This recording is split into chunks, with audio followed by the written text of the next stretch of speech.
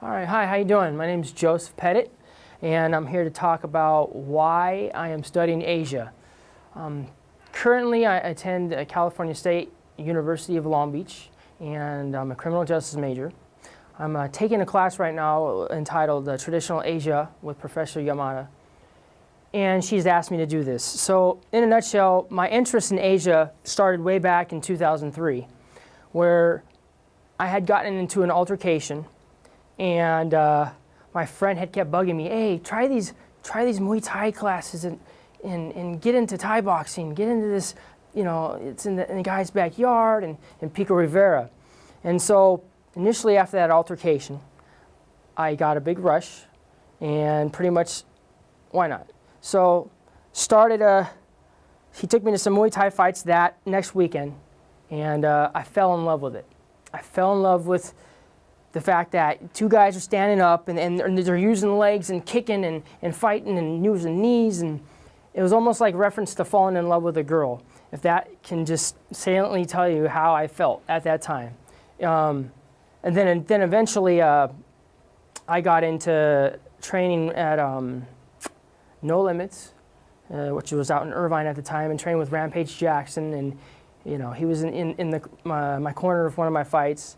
And then at the time this was going on, I had saw these fighters from an organization called Pride, and there were Anderson Silva, Vanderlei Silva, Shogun Hua, and saw these really aggressive fighters. And that coach came to the United States from Brazil in 2009, and I've always wanted to be with those guys. And since then, I pursued Muay Thai under crew or master Rafael Cordero, and he's the current trainer of Anderson Silva, Vanderlei Silva, Shogun, and a lot of other popular and top tier level UFC fighters. What I'm saying is that directs me towards getting into Muay Thai and simply a Thai restaurant, Thai food. What is this? And then it went from there. Perpetually just went on to okay, now I'm seeing wow, this isn't like Panda Express. This isn't this is a different type of food in itself, where a general person would reference it to Chinese food's all Chinese food, So these little instances saliently stuck out in my mind as I'm curious about Asia, and I saw how beautiful it is out there and how free it was.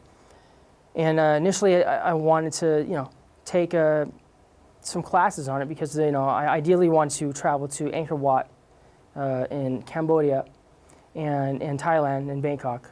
And now that I know all about Asia, I want to travel to every country. And it's taught me how to be humble, and it's taught me that, the Asian culture has so much to offer with its values and its morals and ethical systems is what I'm learning in one of my classes, and it's teaching that ethical systems, they relate to and equal that of religions. And Asia is a collection of religions. You got from Buddhism to Shintoism, you got Islam, you have all kinds of these religions. And it's helped me to focus on what is important, and what they ascribe in those teachings is that education and being humble and working together as one, as a group. And those are the things that I've learned through Asian studies and learning about Asia, as opposed to one of the countries, the country we live in, promotes a different way of living, is more, I'm going to say it, selfish. It's me, and I'm going to take everything and not give. And that is the exact opposite of what Asia teaches in a general sense. And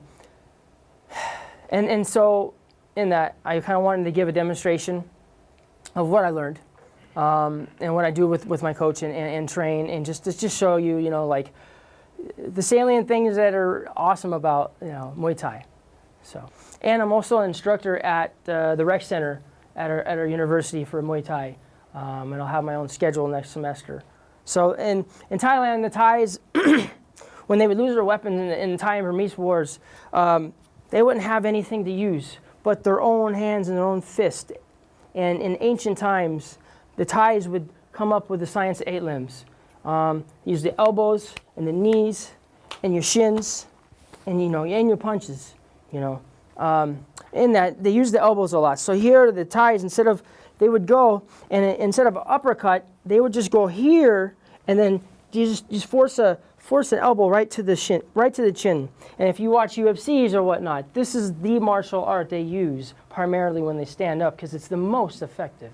And you can cut people open with the tip of your elbow. These are acting like blades. When you boom, you cut them over, boom, and then you do back elbow, boom, a lot. And then my favorite part is the knees. The Thais use this as another weapon, or like your knee acts like a big knuckle. So instead of using your hand, say your hand was hurt, or just you wanted to change it up, you do a combination, and you throw your elbows, and you grab the back of their head like this, and you come underneath, and you squeeze, and you can control the guy wherever you want to go. Wait, you can move it around, and then you move it around. So, and then what they would do is they would throw knees, bah, or bah, they throw knees, bah. So you can use this as a weapon, bah, everywhere, bah, or throw them back, bah, Those are the knees that are incorporated in Muay Thai. And my favorite is the Thai kick. This is the most salient feature of Muay Thai. And that is what the Thais, you'll see them in Thailand, they don't punch much, but they do knees, and they'll do the kicks, boom. So they'll take their shin, boom, and then right to the thigh, right into the meat of the thigh. And that is my conclusion. And thank you for your time.